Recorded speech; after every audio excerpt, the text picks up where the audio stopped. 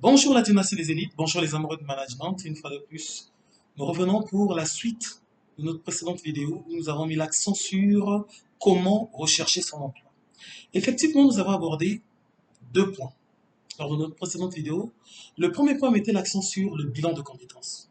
On va dire que quand on va amorcer la recherche de l'emploi, il faut commencer par un bilan de compétences, qui est un élément important pour cerner nos compétences, cerner l'adéquation qu'il y a entre les métiers et nos compétences, parce que ce sont nos compétences qui vont déterminer le poste qui est fait pour nous. Et le deuxième point que nous avons eu à voir ensemble, c'était plus précisément la personnalisation du CV. Comment personnaliser un CV? Pourquoi il est important de personnaliser un CV?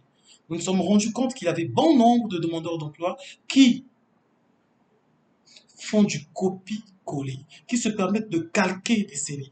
Calquer un CV veut dire tu prends un CV, tu copies sur Internet, peu importe, ou bien le CV d'un parent ou d'un ami, bon, peu importe, voilà. Tu prends un CV, tu retires juste le nom. Tu changes le nom, tu mets le tien, tu changes le prénom, la date et lieu de naissance, tout le tralala que l'on connaît, donc au niveau de l'état civil, puis le reste, tu apportes quelques petits inputs. Parce que bon nombre de demandeurs d'emploi se disent que si je n'ai pas d'expérience professionnelle, je ne peux pas être embauché. Extrêmement faux. Dans la vie, quoi que l'on fasse, il y a toujours une première fois. C'est comme ça? Il y a une première fois, le souffle de vie, la première inspiration, il y a une première fois. Quoi que l'on fasse, il y a toujours une première fois. Et soyez-en sûrs que la première fois n'est toujours pas facile. Aujourd'hui, nous allons revenir donc sur les deux prochains points. Il s'agit de quoi précisément? La préparation de la recherche d'embauche. Ah ben oui. On a la préparation de la recherche d'embauche. Comment est-ce qu'on doit préparer la recherche d'embauche? Comment organiser ces recherches? Ça, c'est le premier point que nous allons voir aujourd'hui. Et le deuxième point va nous renvoyer plus précisément à la gestion des candidatures. La gestion des candidatures. Comment suivre sa candidature? Une candidature se gère. Alors, la recherche, comment optimiser sa recherche d'emploi? Comment mettre en avant les différents éléments qui vont permettre de bien rechercher ça? Élément important. Alors, il est important d'organiser ces recherches. Pour quelles raisons? Vous savez, vous n'allez pas vous lever un matin. Vous prenez votre CV, ou vous faites 100 copies. Donc, à pas 200 plus, tant que nous essayons, tu fais 200 copies de ton CV lettre de motivation et tu passes d'entreprise en entreprise, en train de déposer, on dirait un facteur qui a oublié l'adresse du courrier, qui a fait la copie des différents du même courrier, 10 000 fois en train de déposer dans les entreprises. On va parler de demande spontanée. On prend des demandes spontanées, on met de côté. La recherche d'emploi s'active, s'organise. Et comment on organise? Les premiers éléments qui nous permettent de bien organiser toute recherche d'emploi, c'est de pouvoir bien cerner ce qu'on appelle les canaux de sourcing. Les canaux de sourcing, c'est quoi? Les différents éléments qui nous permettent d'être informés des offres d'emploi. On a des job boards, on a des sites qui vulgarisent, qui mettent à disposition des différents demandeurs d'emploi les offres d'emploi d'actualité. Une offre d'emploi s'analyse. Nous allons revenir dessus lors de notre prochaine vidéo. Mais la recherche d'emploi, ça se travaille. J'ai fait mon bilan de compétences. J'ai personnalisé tous mes documents, CV, lettre de motivation, j'en passe. Maintenant, je passe maintenant à la recherche. La recherche elle-même est un travail en soi. Je ne postule pas pour le plaisir de postuler. En postulant, la première question que je dois me poser, c'est est-ce que l'entreprise est dans le besoin?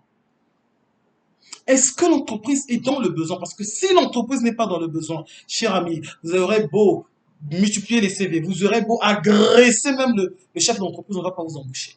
Parce que le poste au sein d'une entreprise, ça c'est le volet entreprise, un poste de travail au sein d'une entreprise a une ligne budgétaire précise. Ne voyez pas seulement que vous serez payé à 150 000. 150 000 pour une entreprise, ils sont contents de faire don à l'OMS pour dire que on a embauché le fils d'Israël ou le fils de l'Éternel. Non. Quand on embauche, c'est qu'il y a un besoin. Donc la première des questions dans la recherche, tu maîtrises les différents canaux. Les différents canaux vont te dire les entreprises qui sont dans le besoin. Donc les entreprises qui ont publié les offres d'emploi.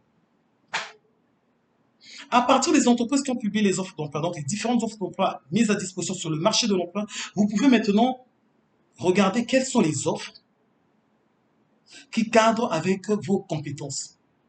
C'est là où intervient le bilan de compétences que vous avez fait. Est-ce que vous voyez que cette première étape est un élément qui est très crucial? Je fais mon bilan de compétences. Je finis de faire le bilan de compétences. Le même bilan de compétences, ça me permet de personnaliser mes documents, donc le CV, la lettre de motivation. Ce même bilan de compétences va me permettre de cerner est-ce que cette offre correspond à mon profil. Si cette offre ne correspond pas à ton profil, camarade, il faut laisser. Comme on dit, il faut gagner temps. L'offre ne correspond pas à ton profil, tu gagnes temps, tu quittes dedans. L'offre ne correspond pas à ton profil, te voilà là. C'est la partie du film que j'aime. L'offre ne correspond pas à ton profil, tellement tu as le gourmand de l'entreprise. Tu vas te dire non. J'ai toujours rêvé de travailler à l'ACPE. Peu importe le poste, peu importe l'offre, moi mon CV là, je veux déposer. Mais qu'est-ce que tu crois? Quand l'offre ne correspond pas à ton profil, tu vas déposer CV. Si ça tombe entre les mains de quelqu'un de voilà, on va garder, on va mettre les archives pendant un certain temps. Légalement, c'est 10 ans. L'archivage des documents, c'est 10 ans. Après 10 ans, tu seras toujours dans le chômage parce que déjà, les techniques de recherche, tu ne connais pas. Donc, après 10 ans, tu seras dans le chômage toujours.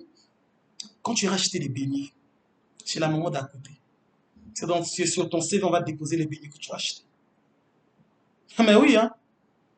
La recherche d'emploi a un coût. La recherche d'emploi nécessite des sacrifices. La recherche d'emploi se prépare afin d'optimiser sa recherche d'emploi. Donc là, j'ai les canaux de sourcing. Il y en a plusieurs. On a des journaux qui mettent à disposition des offres d'emploi. On ne va pas dire vulgarise, communique.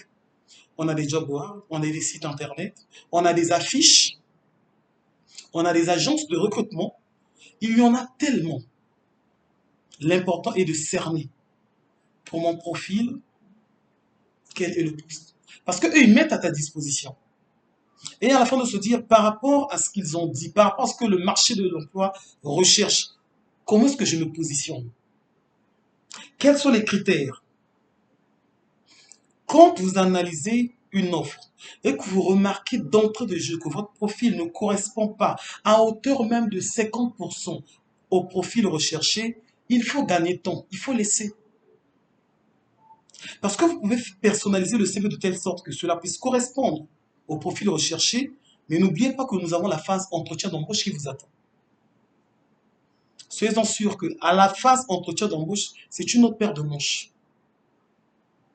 Donc les amis, la troisième phase, c'est optimiser, travailler sa recherche d'emploi, organiser sa recherche d'emploi. Ça s'organise. Et la recherche d'emploi est un travail en soi.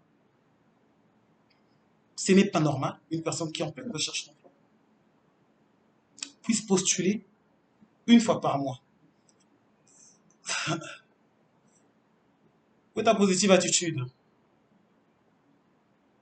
Donc, qu'est-ce que tu veux nous dire? Que sur le marché de l'emploi, là, actuellement, il n'y a qu'une seule offre qui correspond à ton profil.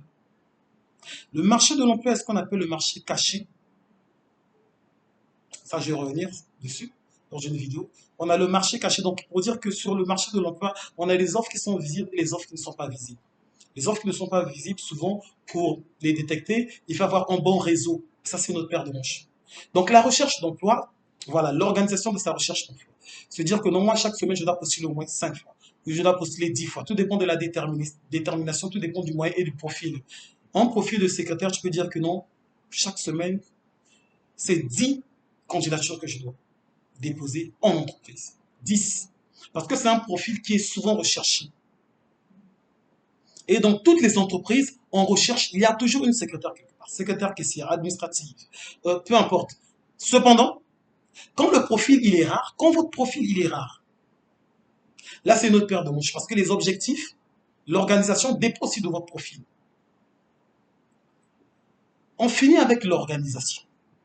On va amorcer maintenant un autre volet qui est pour nous aussi très crucial. Après avoir terminé avec l'organisation, on postule, on finit de postuler, qu'est-ce que l'on fait? Ah oui, j'ai fait mon bilan. J'ai personnalisé mon CV. Ok. J'ai personnalisé ma lettre de motivation en tenant compte de ce que l'entreprise recherche et de mes aspirations, de mes motivations. C'est surtout intéressant quand la motivation elle est intrinsèque.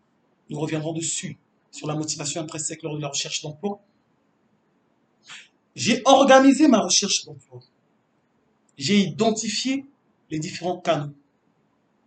J'ai ciblé le poste. J'ai postulé. Qu'est-ce que je fais? Là, en plein 21e siècle, tu postules, tu pars t'asseoir à la maison, tu attends que Allah puisse envoyer les choses. Mais tu as menti. Il y a ce qu'on appelle le suivi des candidatures. Vous imaginez, vous postulez à 10 entreprises chaque semaine. Prenons le cas de la secrétaire. On se dit, en tenant compte du marché de l'emploi, en tenant compte du profil, je dis j'ai 10 candidatures envoyées par semaine. OK. 10 candidatures par semaine, au bout de 8 semaines, nous sommes à combien de candidatures? 80 candidatures. Ça devient intéressant. Et au bout de 2 jours, vous recevez un coup de fil. C'est l'entreprise X qui vous appelle. Qu'est-ce que vous faites? Comment est-ce que vous allez préparer votre entretien? Comment est-ce que vous allez vous positionner même en termes de motivation par rapport à ce poste? D'où il est important de faire le suivi. Dans le suivi des candidatures, vous pouvez rappeler l'entreprise 2 semaines après la clôture de l'offre pour demander où est-ce qu'ils en sont avec les dossiers. Les entreprises qui se respectent vont se faire le plaisir, pour ne pas dire le devoir, de vous informer de la suite de votre dossier, qu'elle soit positive ou négative. Les entreprises, on dirait pas. On dira, on va, on dira, on ne va pas. On n'a qu'à se dire la vérité. Certaines entreprises, tu as beau postuler. Tu vas déposer CV. Tu vas déposer lettre de motivation. Si tu te fâches même, copie d'acte de naissance, tu déposes. Si tu t'énerves encore, tu prends même la copie de l'acte de naissance de ton papa, de ta maman, tu déposes pour leur dire que tu es vivant, que tu as des parents qui t'ont... Ça, ils ne sont pas là-bas, des parents qui t'ont empêché. Bah, il faut, ça, c'est pas ce que vous allez faire. Voilà. Juste pour dire que il y a la suite. La suite, c'est le suivi des candidatures.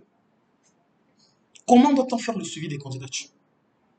C'est simple. Tout commence à partir de la date de la clôture. On n'a pas dit qu'on a clôturé lundi, mardi matin, te voilà dans le bureau pour demander où est la suite. Non, parce qu'il y a une période. En interne, il y a une période de traitement qui varie entre 2 semaines et un mois en tenant compte du poste et de la période d'essai. Après, d'autres entreprises partent au-delà. Ils vont notifier une offre aujourd'hui, ils vont clôturer le 15 janvier, ils vont commencer les entretiens le 10 avril. Bon, ça, c'est un problème. Ça, c'est un autre problème. Là, c'est le volet entreprise. Mais pour nous, le volet demandeur d'emploi qui nous intéresse aujourd'hui, je finis de postuler, j'ai ma candidature en bonne et due forme. Qu'est-ce que je fais? Je fais le suivi de ma candidature. Je relance l'entreprise 2 semaines après la clôture de la date de publication de l'offre. Parce que si vous ne faites pas ça derrière, vous savez, dans la publication de l'offre, on a publié l'offre, une entreprise a plusieurs canaux de recrutement. On a le recrutement interne, on a le recrutement externe, on a la cooptation, on a le pistonnage. Il y en a pour tous les goûts.